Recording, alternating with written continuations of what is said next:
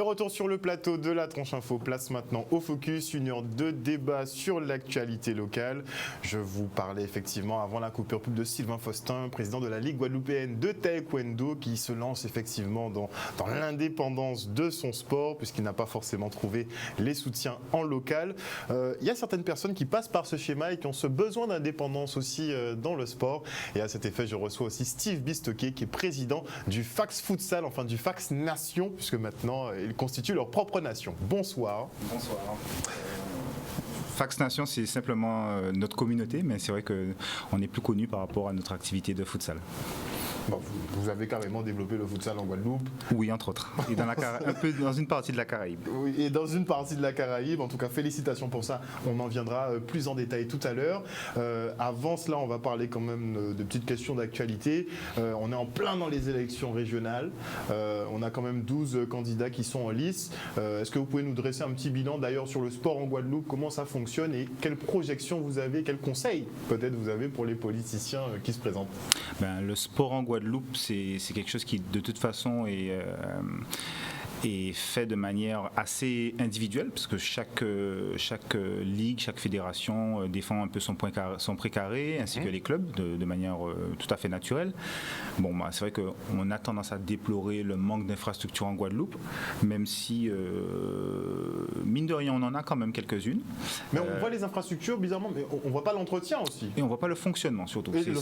C'est quelque chose qui est un peu dommage, notamment dans des établissements scolaires qui ont pas mal d'infrastructures sportives, mais qui malheureusement sont très difficiles d'accès pour des associations. Il faut toujours connaître quelqu'un qui connaît quelqu'un ou qui travaille là pour pouvoir venir ouvrir, venir éteindre, alors que... Mais il n'y a pas de synergie entre les sites? C'est assez rare, mais en fait c'est qu'on a peu d'élus qui sont pratiquants de sport de manière complètement désintéressée aussi. C'est-à-dire qu'avec une vision périphérique, si j'ai fait de l'athlétisme pendant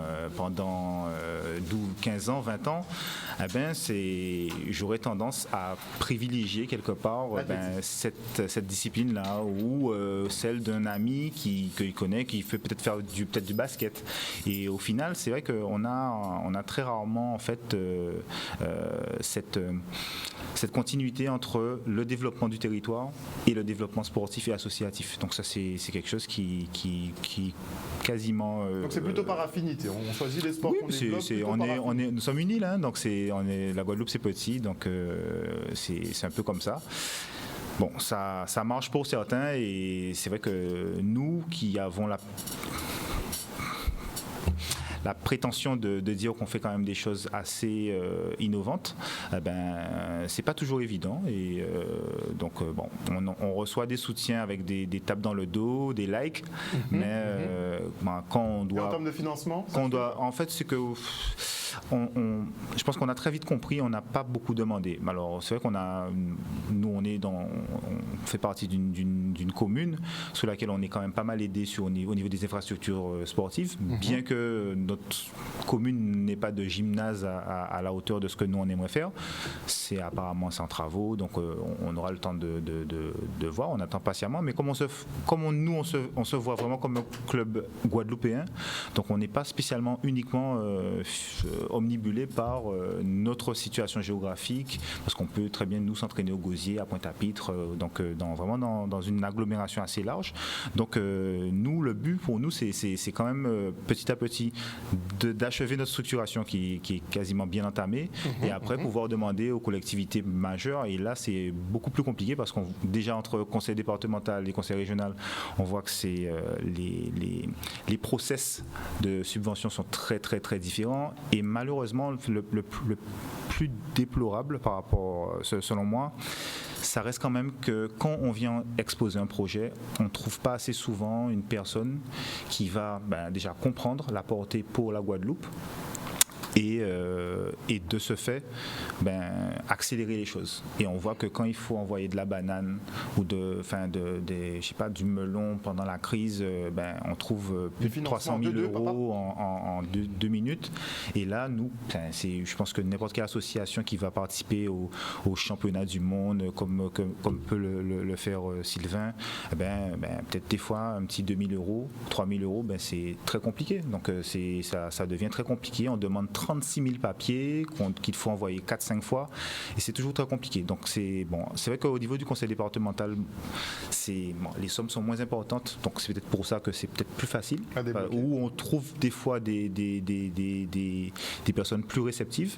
Alors peut-être que je n'ai pas de chance, c'est peut-être que mon sport qui est un peu nouveau, un peu émergent, il faut toujours essayer de se remettre en question et de se dire qu'on n'est pas la plus belle, on n'est pas la plus belle fille de la soirée. Donc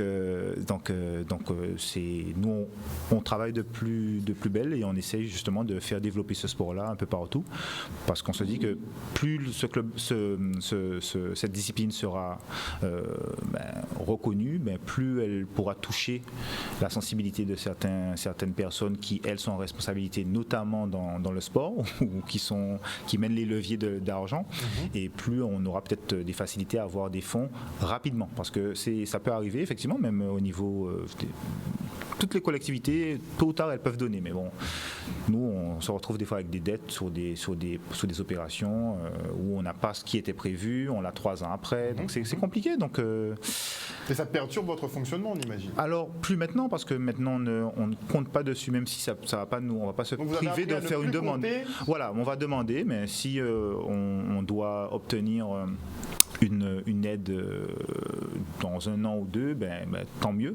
Mais malheureusement, bizarrement, les services de l'État, eux, nous donnent de l'argent, du moins, beaucoup plus facilement, alors qu'on présente les mêmes dossiers une seule fois, en fait. Donc ça roule mieux au niveau de l'État qu'au niveau des collectivités malheureusement. Mais en fait, surtout qu'on déplore, c'est que les projets qu'on apporte, et je pense que beaucoup d'associations sont dans ce cas-là, les projets qu'on apporte ne trouvent pas on voit pas que ça pétille dans les yeux, on sent pas l'opportunité chez eux que ça peut représenter pour le pays, donc l'intérêt pour eux de financer. Donc incroyable. Petite défaillance. Guadeloupe, terre de champions. Ah moi, Guadeloupe, terre de promesses. Terre de promesses. Et nous a rejoint sur le plateau Sylvain Faustin, qui est président de la Ligue de Taekwondo et qui a réalisé cet ouvrage, donc La voie vers l'indépendance. Et il parle pas demi, c'est pas une demi-indépendance, il veut vraiment son indépendance sportive à tous les niveaux. Bonsoir Sylvain Faustin. Bonsoir Ron. Alors, quelques commentaires justement sur l'intervention de Steve, sur la difficulté par exemple à avoir une oreille attentive sur la discipline, et en second lieu, la difficulté d'obtenir même des petites enveloppes, quelques milliers d'euros pour faire des déplacements. Steve me parlait d'ailleurs en plateau une dernière...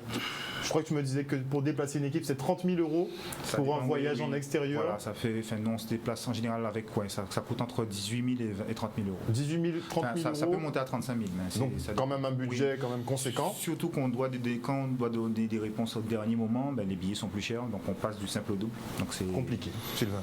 C'est clair, de toute façon, j'écoutais attentivement, même si j'ai pris un petit peu en cours, mais je vois à peu près de quel sujet vous êtes en train de parler, du nerf de la guerre.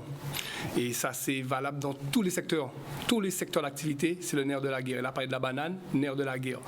Actuellement, il y a une grève qui pas qu'à finir même dans les mairies, nerf de la guerre. Et là, le problème qui se pose, et il n'y a pas qu'en Guadeloupe, le problème qui se pose actuellement dans la société française, c'est que le sport n'est pas reconnu pour sa valeur. On a l'impression que les politiques, que ce soit ici ou ailleurs, pensent que le sport, c'est un loisir. On voit bien les dossiers qu'on reçoit. Maintenant, c'est sport santé. On fait de la santé. Sport pour les personnes handicapées. On s'occupe de ça. On fait même de la psychologie. Et dès à ça, pendant la crise Covid, on s'est rendu compte que le sport était complètement... Il n'était pas là-dedans, quoi. C'est comme le monde de la nuit, pareil. On était complètement mis en off. Donc, ils ont parlé beaucoup de santé, ils ont aidé des secteurs d'activité qui leur apportent de l'argent, mais on a l'impression qu'ils oublient que le sport, lors de manifestations sportives qui se font en Guadeloupe, d'envergure internationale, ça ramène du monde ici. Donc les hôtels, ils sont remplis. Donc l'activité économique, elle fonctionne. Quand une activité sportive en Guadeloupe, elle fonctionne bien. Quand on fait le tour cycliste de la Guadeloupe, il y a des gens qui viennent en Guadeloupe. Le meeting athlétisme, il y a des gens qui viennent. Donc on ramène de la productivité en Guadeloupe. Donc je pense qu'il faut que les politiques Je ne dis pas tous les politiques, puisque j'ai eu l'occasion, pendant la crise Covid, de booster un petit peu. Justement, j'avais fait un communiqué, c'était même passé sur le Facebook de Canal 10, un communiqué qui demandait aux politiques de tenir compte des éducateurs sportifs professionnels, notamment. Le sport, ce n'est pas que du loisir. Il y a des gens qui entraînent parce qu'ils aiment ça, ils sont passionnés, ils ont leur boulot. Après le boulot, ils donnent d'eux-mêmes, ils donnent de eux-mêmes pour éduquer, puisque le sport, c'est de l'éducation. Mais il y a également des professionnels. Donc, de penser à eux. Et le problème qui se pose actuellement, c'est qu'il y a certains politiques, pour rejoindre un petit peu ce que disait Steve, qui ne prennent pas compte de l'envergure d'une discipline sportive qui rayonne en Guadeloupe. Pour eux, pour certains, je dis bien certains, je vais peser mes mots, pour certains, le sport, il doit être reconnu quand on rentre en équipe de France. Quand on est représenté, quand on passe sur BFM, quand on est reconnu par le ministère français, eh bien, c'est là où sont sportifs. Mais là, les mentalités commencent à changer. On s'en compte bien. Parce qu'on voit bien, moi, je vais dire clairement les choses. Tu connais mon franc-parler, Harold. Teddy Riner, qui est un grand sportif, quand il arrive en Guadeloupe, on l'accueille, tout le monde accueille, il y a qui accueille, tout le monde, que ce soit le mouvement patriotique ou bien ceux qui sont moins patriotes. On l'accueille, il ne pourra même pas marcher. Quand on a des gens du futsal, je ne prends pas le taekwondo, ça ferait peut-être un petit peu prétentieux, même si on a pas mal de résultats au niveau international. Quand on prend l'exemple du futsal qui représente la Guadeloupe aux États-Unis ou bien partout, et qui font des bons matchs, qui reviennent, pour le monde, pas qu'à venir accueillir. Il y a qu'à venir accueillir qui les gens qui représentent le pays souverain. Voilà. Donc, en fait, là, il faut que certains décideurs, je dis bien certains décideurs, tiennent compte de ceux qui vivent ici. Tout le monde qui a dit pays Guadeloupe, la Guadeloupe, pays. Là, c'est devenu, on a l'impression que c'est devenu une mode. Le pays Guadeloupe. Mais pays Guadeloupe, il y a de l'argent qui est attribué pour développer le sport ici en Guadeloupe. En développant le sport ici en Guadeloupe, on crée de l'émulation, les jeunes, ils progressent, ils peuvent ensuite être appelés en international aux États-Unis ou bien peu importe. Qu'est-ce qu'on croit, la Jamaïque? Je vis également en Jamaïque. Quand on regarde les Jamaïcains, ils performent en Jamaïque. L'athlétisme en Jamaïque, c'est organisé comme une académie même, comme une académie, comme un ministère même, la Fédération jamaïcaine d'athlétisme. Mais les jeunes, ils sont tellement nombreux en matière de performance mondiale. Qu'est-ce qu'ils font? Les États-Unis les rachètent. Ils partent aux États-Unis, ils représentent les États-Unis en athlétisme, ils peuvent même représenter l'Afrique du Sud, ils représentent d'autres pays parce qu'ils sont très forts. Donc Guadeloupe, terre de champions, il faut arrêter avec ce slogan, on n'est plus terre de champions. On a les gènes de champions, mais pour pouvoir redevenir la terre de champions, il faut que les décideurs tiennent compte justement du sport et également les entreprises. Parce que quand une collectivité régionale ou une institution départementale ne peut pas financer, ils disent que ça coûte cher, l'enveloppe, parce que quand il y a le futsal, on dit que c'est une nouvelle discipline, mais ça existe depuis longtemps, le futsal. En Guadeloupe, on va dire que c'est une nouvelle discipline. Ça existe depuis longtemps, mais il y a beaucoup de ligues et comités qui demandent des subventions à la région, qui demandent des subventions au département. Donc, ils ont une enveloppe et ils doivent partager, et ils doivent faire plaisir à tout le monde. Parce qu'attention, sur Babatala, t'as là qui contre vous, sur Babatala. Le département doit donner le même montant à tout le monde, à toutes les associations. Ils doivent s'organiser pour pouvoir donner à tout le monde, puisqu'ils ont une enveloppe générale. Donc, quand lui demande 35 000, le taekwondo donne 35 000 et on y 100 000. Et il y a 10 disciplines qui ont demandé. Il ne peut pas bailler 35 000. Il ne peut pas bailler 35 000 parce que les autres panient. Donc, ce qui se passe, c'est quoi? À ce moment-là, les entreprises peuvent jouer le jeu.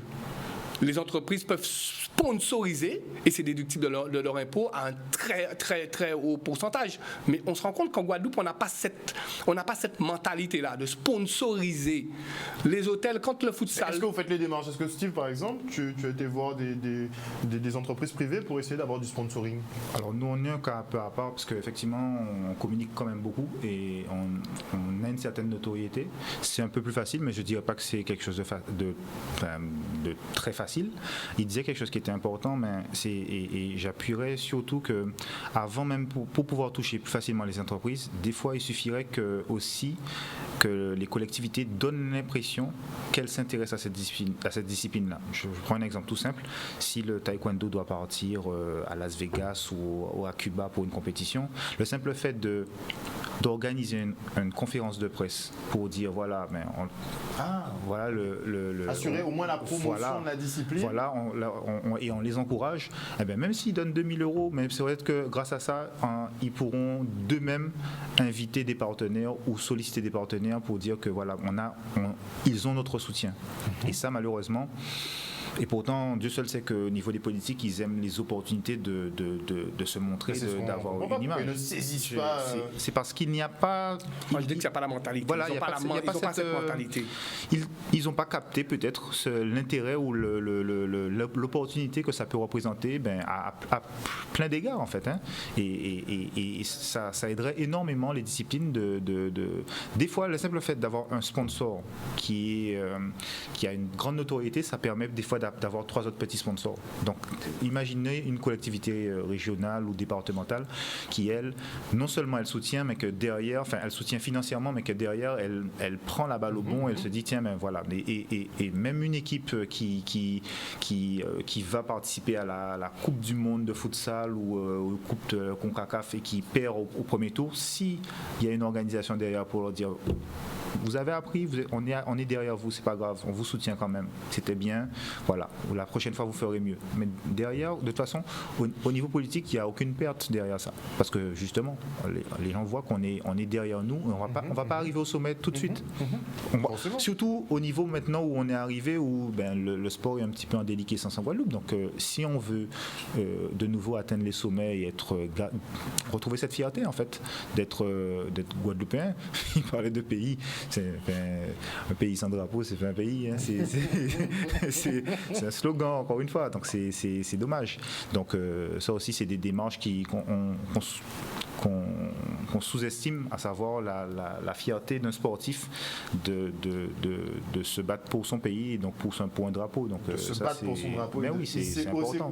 On voit ça partout. On a toutes les belles images des Jeux Olympiques et bon, c'est de plus en plus fréquent. Parce que dans toutes vos compétitions, dans toutes les compétitions où vous participez, donc tu as justement t-shirt Fax Nation à l'effigie du drapeau de l'UPLG, et chaque fois que vous êtes en compétition, tu sors ce drapeau-là. Toi, tu as fait des ensembles carrément pour tes compétiteurs à l'effigie finalement Guadeloupe.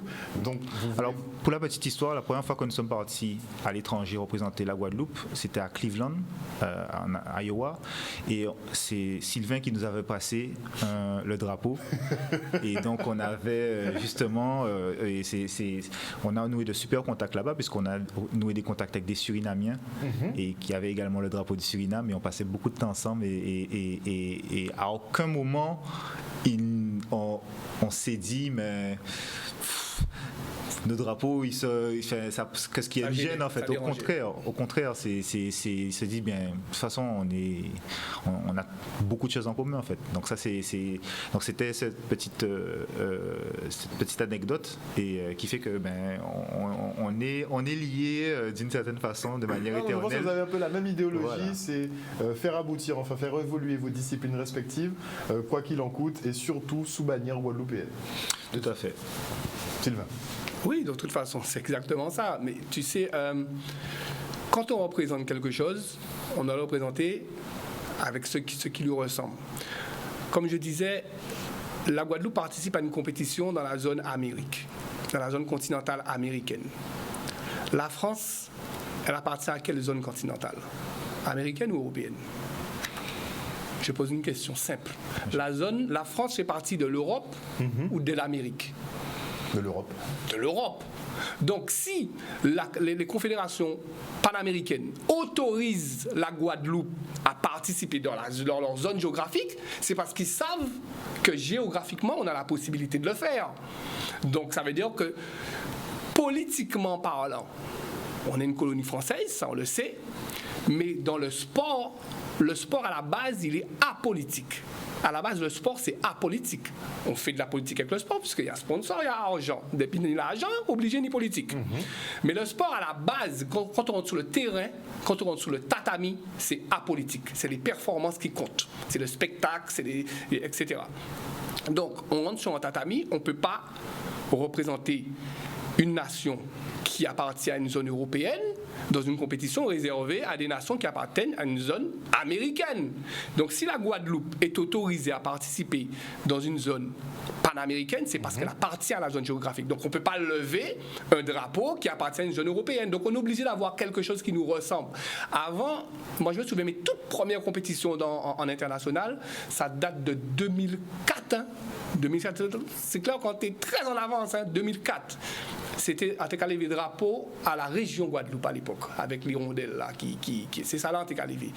Et après, bon, le temps qui a passé, on a grandi, on a commencé à s'intéresser, on a vu compte qu'il y a un drapeau qui est plus proposé par peuple là, et que peuple là, où tu dit qu'il a validé bien mes couleurs aussi, car on peut les moins couleurs en 7 ans moins. Donc j'ai été voir le PLG, je leur ai demandé, c'est quoi ce drapeau? C'est un drapeau politique ou c'est un drapeau? C'est le drapeau du peuple. Ils m'ont dit non, le PLG l'a créé, mais c'est pas pour faire de la politique uniquement, c'est le drapeau du peuple. Si vous voulez l'utiliser, vous l'utilisez. Donc là, je me suis dit, drapeau du peuple, prends le drapeau là, ça, et un cahier d'éveil. Et ça n'a dérangé personne. À l'Open du Mexique, au championnat du monde au Mexique, on est arrivé avec ce drapeau quand on l'a présenté la veille, puisque la cérémonie d'ouverture ça se prépare. Donc quand on a donné ce drapeau-là à la cérémonie d'ouverture, il y avait plus de 198 nations et toutes les chaînes du monde étaient connectées. C'est le championnat du monde officiel de taekwondo. Ben, le Mexique a appelé l'ambassade de France pour dire à l'ambassade de France, mais attendez, on ne comprend pas, il y a une colonie française qui soulève un drapeau, qu'est-ce que c'est que ça? Est-ce qu'on le prend ou pas? Vous savez ce que l'ambassade de France a répondu? Ils ont répondu, parce qu'en fait, ils voulaient nous donner le drapeau avec les fleurs de lys. Et l'ambassade de France a répondu, non, ce drapeau-là avec les fleurs de lys, ça s'est passé. Ça, c'est un drapeau qui n'existe pas, c'est un drapeau donc, qui a une histoire. L'ambassade de France au Mexique, l'ambassadeur de France au Mexique à l'époque, en 2013, avait reconnu que ce drapeau-là, c'était un drapeau taché de sang. Donc, pas de ce drapeau-là. Donnez-leur ce qu'ils proposent. Et ils ont pris le drapeau rouge, jaune, vert que le peuple a apparemment choisi. Donc, c'est pour la validation de ce drapeau. On a eu ce débat là avec Steve aussi. Tu nous donneras ton point de vue. En fait, pour l'instant, moi, je l'utilise. Il est reconnu au niveau international. Maintenant, s'il y a un référendum qui se fait, il y a changer en couleur, il y a rajouter un bitin, ou bien il y a ton bitin, ou bien il y a changer. Il y a un référendum qui a fait. Ok, obligé de prendre. Tu es ouvert au débat. Je suis ouvert au débat. Mais une chose est sûre, c'est que quand la Guadeloupe se déplace en international, il faut qu'elle ait quelque chose qui lui appartient. C'est pour ça que je pense que si pareil, il utilise quelque chose qui semble lui appartenir. Oui, s'il faut changer quelque chose dessus, moi, et que ça fait qu'il y a la majorité pour, voilà. Moi je n'ai pas... moi franchement, dès qu'ils mettent pas un lambi ou un bokit sur le drapeau, j'ai pas de problème avec ça en fait. Moi, ni lambi, ni bokit. Oui, non, faut arrêter. La Martinique, c'est déliré. Mais Martinique, elle n'a pas qu'à utiliser. Hein. Voilà, donc c'est... Justement. Je ne veux pas qu'à prendre, je ne vais pas y. Voilà. Justement. Par contre, c'est vrai que eux, par contre, que le fait qu'ils aient fait cette démarche-là, mais naturellement, toutes les organisations internationales se sont alignées sur ça. Alors que, oui, parce que c'est le conseil. Et ça vient d'un président de communauté. Voilà, de collectivité territoriale. Et surtout indépendantiste. Donc c'est ça qui est quand même malheureux. Parce qu'ils ont demandé un vote. Ils ont demandé un vote, ils ne l'auront pas donné. Et surtout qu'ils ont, dans les 3 propositions qu'ils avaient, il n'y en avait aucune qui était avec le drapeau. Voilà. Donc l'idée, je pense, c'est au moins de proposer celui qui est déjà plus ou moins admis et éventuellement d'autres propositions. Et comme ça, on décide. On peut déjà partir sur celui qui est préexistant. En Martinique, ils ont torché ça en 15 jours. Ils ont fait ça sur Internet, 15 jours, terminé. Après, voilà. Bon, moi, franchement, ça me pose pas de problème. Mais vous êtes d'accord sur le principe qu'il faut avoir une représentation guadeloupéenne, il faut avoir des couleurs guadeloupéennes, il faut avoir un étendard guadeloupéen. On ne peut pas parler pays avec des trucs multicolores. Si nous partons d'accord, nous partons avec des couleurs bien précises. Vers les étoiles là. Donc en fait, c'est ça peut être un effet de mode aussi. Parce que exactement, tu as tout à fait raison. Parce qu'il y a aussi des effets de mode. Non, mon liaison, il y a un effet de mode. Il y a un effet de mode du fait que le drapeau là maintenant, on le voit partout. Et il y a peut-être même des gens qui sont contre représenter la Guadeloupe, capoter Guadeloupe, il a dit non, mais c'est mon capoter drapeau là, parce qu'il est belle, et tout le monde a mis, non, mais il y a ça, moi j'attends ça. J'attends ça, ils savent même pas ce qu'ils portent, donc il y a un effet de mode, et c'est pour ça que je pense que, comme Sylvie dit, je pense que là, il est l'heure de mettre en lumière maintenant ce drapeau-là pour savoir si le peuple le veut vraiment. Quitte à ce que ça mette d'autres et tout le monde qui a voté. Mais pas bon, nous on l'a embigné au quitte.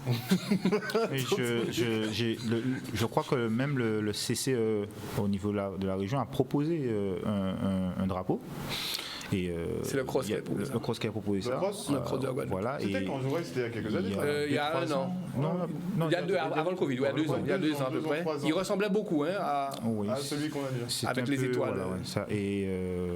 Mais moi, j'ai pas entendu de retour par rapport à ça. Parce qu'il faut aussi l'adhésion populaire. Le truc avec le drapeau de l'UPLG, c'est qu'il y a l'adhésion populaire. Oui, mais même le peuple est flexible. Le peuple, dès lors qu'on se dit, le peuple peut entendre qu'il y a aussi une partie de la population qui est peut-être effrayée par ça, parce que ça c'est connoté. Mais dès lors qu'on leur dit, bon, écoutez, voici notre histoire, voici des propositions avec des explications. Est-ce que vous êtes au moins d'accord sur le fait que, au niveau sportif, au niveau même économique, culturel, mais que ça serait important qu'on ait quelque chose qui nous unit? Et quoi de mieux qu'un drapeau pour nous unir? Dès lors que les gens, je pense qu'il y a beaucoup de gens qui vont être d'accord avec ça, à ce moment-là, on est d'accord qu'on ne peut pas, si on ne peut pas vouloir démocratie et ne pas vouloir que justement sur un truc aussi simple que ça, qu'on n'ait pas, même avec des débats, et qu'on puisse trancher assez rapidement. Et une petite hymne aussi, ça ne serait pas le refus. Voilà. Il y a des pays qui ont 4 hymnes. Il y a des pays qui ont 3-4 hymnes. Moi, je ne vois pas pourquoi on doit se cantonner à la Marseillaise, sachant que c'est un chant de guerre. Moi, je ne suis pas très fan, je ne sais pas pour vous. Alors moi, je ne suis pas d'accord avec le fait que ça soit... Enfin, oui, c'est guerrier. Oui, c'est guerrier. Mais le truc, c'est que au niveau sportif, Dieu seul sait que je regarde les rugbymen. Les rugbymen, il y en a qui se défient avant. Il y a c'est même voilà. Et pourtant, derrière, après, c'est un peu des brutes les rugbymen. En fait, c'est que... Oui, mais après, ils se font une aide d'honneur et ils se serrent la main. En fait, la Marseillaise, en fait, c'est pareil que le drapeau. C'est une hymne qui nous appartient pas. Quand ils ont chanté la Marseillaise, notre histoire à nous en Guadeloupe, on faisait quoi nous? On était comment? Donc, pour chanter quelque chose comme ça, si on a ne serait-ce qu'une petite pensée pour l'histoire, un Guadeloupéen d'origine africaine ne peut pas chanter ça avec son cœur. Qui est contre ces footballeurs-là à l'équipe de France, il ne peut pas qu'à chanter, il ne peut pas qu'à dire rien. Donc, moi, je pense que pour la Guadeloupe, il aurait fallu qu'on ait une hymne pour la Guadeloupe, que les artistes se mettent ensemble, les artistes du pays se mettent ensemble et qui créent une hymne. Et il n'y a qu'à penser qu'à adopter, même les gens qui ont adopté le drapeau-là, ça c'est clair parce qu'il n'y a pas qu'à proposer. Quand on arrive au niveau international, nous, on a déjà fait du résultat au niveau international, au niveau panaméricain. On nous demande notre hymne. Automatiquement, on peut mettre un drapeau guadeloupéen et une hymne française. C'est pas compatible. Il n'y a rien à chanter dessus. Mais bien sûr. Donc, qu'est-ce qu'on donne? Comme on n'a pas encore d'hymne au format même hymne international, parce qu'il y a un format bien musical à respecter, on donne. Bonne nuit, bien. On donne l'hymne olympique. Ah ouais? Voilà. L'hymne olympique, c'est l'hymne du sport en général, des valeurs sportives. Donc on donne l'hymne olympique et le drapeau guadeloupéen en attendant d'avoir une hymne guadeloupéenne. Et l'hymne olympique, elle passe. On se quitte pour une petite page de publicité. On revient avec nos invités en plateau.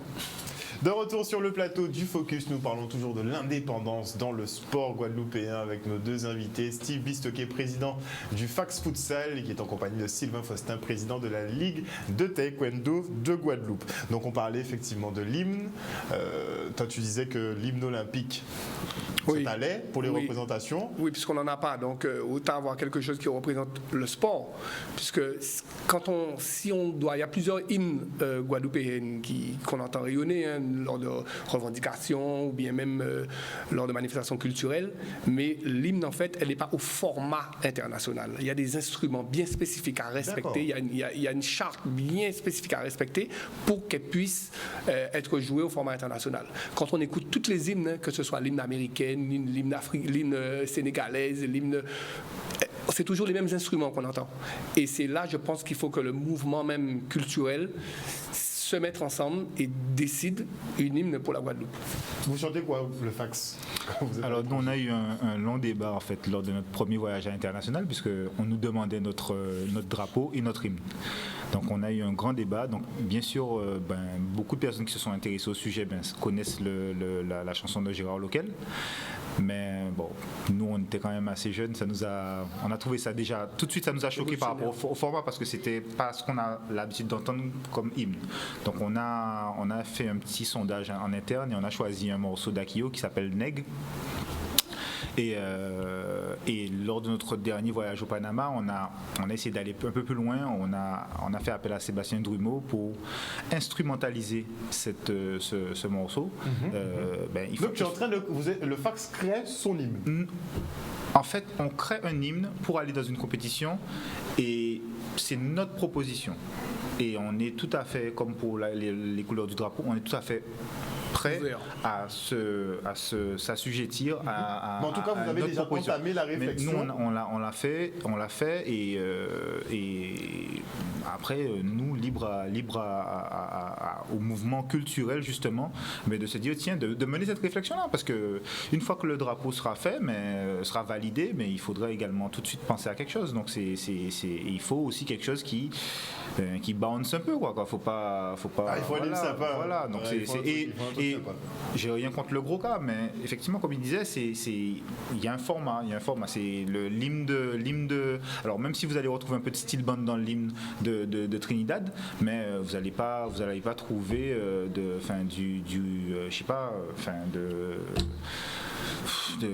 d'instruments vraiment du reggae dans l'hymne jamaïcain, par exemple. Il y a un certain nombre de formats. Donc il faut aussi accepter qu'on va à l'international, mais de se conformer à des règles qui sont internationales, qui ne sont pas spécialement.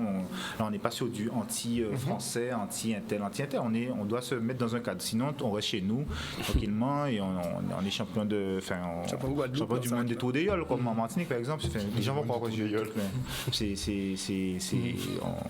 on crée des compétitions que pour nous, sinon. Mais quand vous avez ce genre de réflexion, quand même, qui sont on peut dire avant-gardistes, puisqu'il y en a qui ne pensent même pas à ça, quelle réaction vous avez en face des politiques et de la personne lambda? Non, les politiques se sont toujours plus ou moins officiellement cachés par rapport à ça. C'est un sujet qu'ils n'ont pas envie de... C'est tabou.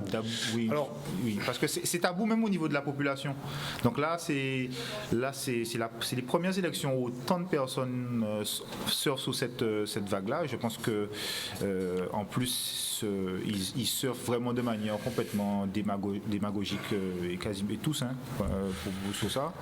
Et alors que pourtant, c'est un sujet qui est facile à ça devrait nous unir, en fait. C'est très important déjà. Ben oui, ça devrait nous unir. C'est juste, voilà,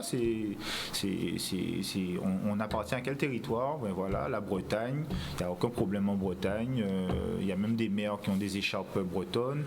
Pays Basque, il n'y a aucun problème. Les gens disent oui, on n'est pas un pays, donc on peut pas avoir le drapeau. Mais la Corse, c'est un drapeau. Oui, mais il y a bien un endroit, une région qui s'appelle le Pays Basque, et pourtant on dit bien c'est un pays. Donc c'est la notion de pays.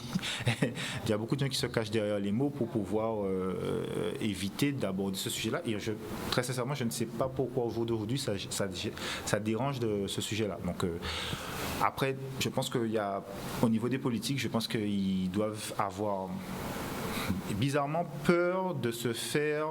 Je pense qu'ils ont peur de recevoir un coup de fil de Paris. Et donc, même ce que Paris voudrait, eux, ils n'osent pas demander. Donc c'est bizarre. Moi, je dis que les politiques ne peuvent pas intervenir, ils ne peuvent pas réagir à ça. D'accord. Ils ne peuvent pas, c'est pas possible. Nous avons un conseil régional, c'est une institution française. Conseil départemental, c'est français. Tout ce qui appartient à la Guadeloupe, actuellement, c'est français. On n'est pas indépendant.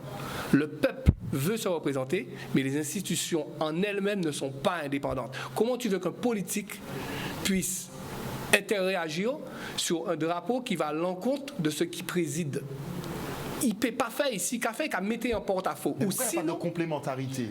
À ce moment-là, ce qu'il aurait fallu qu'on demande, c'est aux politiques de proposer, de faire l'ascenseur pour nous, de proposer à l'État un drapeau pour la Guadeloupe. On fait un concours, on propose le drapeau, l'État français, puisqu'on n'est pas indépendant. Quand on arrive au international, on comprend bien ça. Le livre, en fait, il explique tout ça. On vous fait comprendre quand vous arrivez à l'international? Dans le livre, j'explique tous les petits détails comme ça.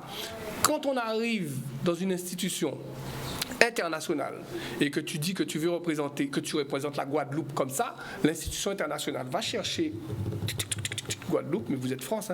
Attention, ou ne peut pas dire rien. Ils vont dire, vous avez un CNOSF, un comité national olympique? Non. Vous avez un ministère des Sports? Non. Vous avez... non. Non. Donc là, on est obligé, après, de jouer sur la zone géographique, sur les spécificités sur la géopolitique, pour dire que, justement, dans le livre, je ne vais pas raconter le livre, parce qu'il est sur Amazon et il n'est pas cher en plus, mais je vais quand même dire que on a joué sur la géopolitique et on a même dit que, mais si vous êtes champion panaméricain sans la Guadeloupe, sachez qu'il manquait un bout du continent américain, parce que la Guadeloupe fait partie du continent américain. Et quand on a dit ça en assemblée générale, le président de la Fédération panaméricaine nous a regardé comme ça et nous a dit qu'on veut discuter avec vous. Parce que c'était logique, vous êtes champion, soi-disant, du continent américain, mais la Guadeloupe qui fait partie, elle n'y est pas. Et on parle de sport. Et au savez qui nous ramener des médailles de bonjour là, ça. Donc ça veut dire que si nous partons là, c'est peut-être d'autres personnes qui étaient là, ça veut dire que nous étions présents ces podiums-là. Et c'est de là aussi que pas mal de choses se sont débloquées, qui est expliqué dans le livre, et le lobbying s'est fait après au niveau international. Donc le politique lui-même, il ne peut pas parler, puisqu'on ne représente pas officiellement la Guadeloupe. Porto Rico, c'est différent. Porto Rico, c'est une colonie américaine, on le sait. Taïwan, c'est une colonie chinoise, on le sait. Il y a pas mal de colonies qui se représentent, mais avec l'accord du pays souverain. Il faut que nos politiques juste proposent. Je t'ai envoyé un WhatsApp, justement, je ne sais pas si tu l'as vu. Il y a une proposition qui a été faite par Alain Soares, que Justine Bénin a fait un abonnement pour que les ligues et comités puissent participer et organiser des compétitions internationales sans demander l'autorisation aux fédérations françaises. Donc il y a moyen, effectivement. Ils ont fait une proposition. Donc c'est déjà un premier travail politique qui a été fait. Bon, c'est pas dit que ça va être. Mais ça n'a pas dit que ça pas dit que ça va être abordé. Ça a été abordé, ça a été proposé, mais c'est pas encore passé au Sénat.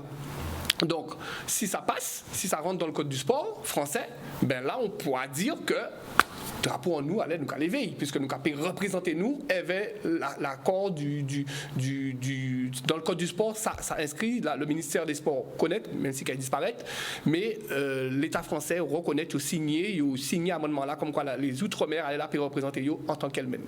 Là, on peut le faire, mais comme on est là actuellement, il faut avoir de l'audace. Nous avons fait, parce que nous, c'est des nègres marrons, mais ça qui a dit comme ça, incident diplomatique, pas qu'à rentrer dans la salle, les subventions vont être coupées, etc. Et il y a une raison à eux, parce qu'en cas de subvention, nous divisé par deux au niveau de l'État. Là, nous venons affilier nous. Là, nous venons affilier nous à la mondiale, subvention au niveau de l'État divisé par deux, même par trois, même. Boum, boum, boum. Ah bon, vous avez géré comme ça? Gérer. Et puis voilà, quoi. Ça, c'est le prix d'indépendance aussi. Et comment toi, tu t'es affranchi un peu de la Ligue régionale?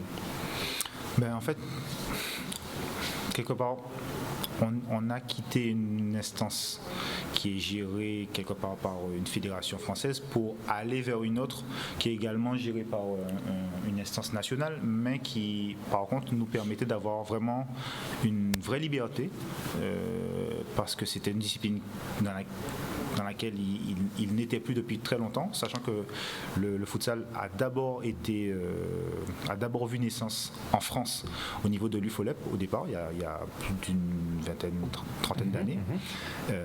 Et donc là, on revenait avec une proposition, avec des méthodes, avec des ambitions, avec une organisation. Et donc là, on a eu cette possibilité. Et là, même au niveau national, ils sont prêts à nous accompagner sur l'adhésion à des organisations continentales. Et même payer pour nous. Donc ils sont tout à fait ouverts avec ça, sur ça. Et nous, on est vraiment dans cette démarche-là pour l'instant. Je suis en contact permanent avec des dirigeants d'instances internationales. Parce qu'il faut savoir que notre discipline est gérée par différentes instances. Il n'y a pas que la FIFA en fait. Donc on a un peu pris on s'est infiltré un peu dans cette brèche-là et on reçoit énormément de retours positifs, d'échanges. Et le Covid se faisant, ça nous a un peu retardé certaines choses, mais en tout cas les contacts Zoom et tout ça, c'est des choses qui sont devenues tellement naturelles maintenant que justement les choses peuvent continuer à avancer malgré cette distance et ces restrictions en fait. On avance, mais petit à petit. Oui, l'avantage qu'on a, nous, c'est que dans la zone Caraïbes et Nord-Amérique, en termes de communication et de promotion de la discipline, la Guadeloupe est number one. Ok. On fait plus pour la promotion de ce sport-là que toute cette zone-là, en fait. Et chaque fois qu'on se déplace, on n'est peut-être pas les meilleurs sur le terrain, mais tout le monde est d'accord à dire que c'est incroyable, en fait. Ce que vous faites dans cet endroit-là, c'est incroyable. On a un championnat amateur qui est le seul championnat amateur au monde où tous les matchs sont filmés. C'est-à-dire que ça n'existe pas je crois, dans aucune autre discipline qu'un championnat qui soit amateur, que tu ne rates aucune minute d'aucun match, en fait. Donc ça, c'est quelque chose quand même qui est remarqué et qui est respecté aussi, parce que mine de rien, dans les autres îles de la Caraïbe ou même dans les pays où le futsal est pratiqué, ils se rendent compte que c'est pas évident. Ils sont confrontés au même problème où on ne pense qu'au foot. Et je prends l'exemple du Costa Rica, qui est la meilleure nation de la CONCACAF en futsal. Ils n'ont pas de championnat régulier. Ils n'ont pas de championnat régulier. Donc c'est Panama qui est deuxième non plus. C'est que des tournois qu'ils font. Donc quand ils voient que nous on a nos matchs, qui sont diffusés et tout ça, mais on reçoit des demandes pour des joueurs quasiment tous les 15 jours, et on est contraint de leur dire que nous sommes amateurs. Et même dans les compétitions internationales, il y a des soirs où il y a des coachs d'autres équipes qui viennent nous voir et nous disent comment on pourrait venir chez vous, parce que voilà, et chez nous c'est compliqué, on ne demande pas grand chose, alors que nous derrière on n'est pas en mesure de les accueillir. Alors ça, c'est juste une question peut-être que pour nous de moyens, parce qu'il y a des clubs de foot réussissent à le faire, mais je pense qu'eux ils le font dans un esprit qui est trop intéressés et trop à court terme, donc ils vont plutôt s'orienter vers des joueurs, pas vraiment sur des coachs, alors que c'est aussi ça qui doit permettre à la discipline de passer un cap. Donc nous, de toute façon, tout ce qu'on fait, notamment les déplacements, c'est pour ramener quelque chose ici et ensuite être meilleur quand on y retourne. Donc c'est notre démarche, et on essaie d'entraîner tous ceux qui le veulent dans cette démarche-là. Alors, Sylvain Faustin, qui a écrit La Voie vers l'indépendance, pour parler effectivement de sa discipline, donc de toutes les embûches que tu as rencontrées pour obtenir ton indépendance dans le sport. Une dernière petite question avant de se quitter. On a vraiment l'impression qu'on n'a pas beaucoup de retour sur investissement dans les disciplines sportives. Tu parlais de compétitions qui sont organisées, qui rapportent de l'argent en termes de tourisme, en termes de vente autour, mais on n'a pas l'impression qu'on arrive à capitaliser justement sur nos sportifs, et de récupérer des financements, des sponsoring, enfin des choses d'envergure quand même, avec quelques zéros derrière. On sent qu'on a quand même du mal. Est-ce que c'est une voie qu'on pourra prendre dans les prochaines années, c'est-à-dire faire en sorte que ça rapporte, quoi, parce que... Moi, je pense qu'il faut qu'on réfléchisse très rapidement à ce sujet. Ça rejoint un petit peu ce que disait Steve. J'écoutais attentivement ce qu'il disait quand il disait qu'ils arrivaient, par exemple, au Costa Rica, et ça leur faisait même, quand on leur demandait quel était leur statut, ils disaient amateur, parce qu'en fait, dans pas mal de pays qui performent, les sportifs sont professionnels. Et en France, il n'y a pratiquement pas de professionnels, mis à part le football, les grosses disciplines même, mais le sport en lui-même, on fait du sport. Et si l'athlète il performe, il donne du résultat, il représente son pays, il sert de vitrine pour son pays. Et s'il se blesse, il y en a eu là, il n'a plus rien. Il n'y a qu'un oublié, il n'y a pas même savent qui mouni, alors que Bouga fait un paquet de bitins. Donc je pense qu'il faut qu'on pense très rapidement à, je ne dirais pas professionnaliser le sport dans l'immédiat, parce que ça va coûter très cher, mais déjà penser économiquement avec le sport. Le sport, c'est pas que pour dire ouais, voilà, bravo, vous avez des médailles, terre de champion, voilà, on a fait ça, on fait notre politique avec, etc. Et puis après c'est fini. Non, le sport doit être également faire partie du paysage même économique de la Guadeloupe, parce qu'il rapporte. Il rapporte. Quand on rapporte à tout le monde. Quand on est en footballeur qui vient jouer en match, il faut changer bobol arrière, bobol qui a coûté cher. On a marsaliste taekwondo, il faut nous acheter linge. Quand partir en compétition, il faut habiller, il faut un sac.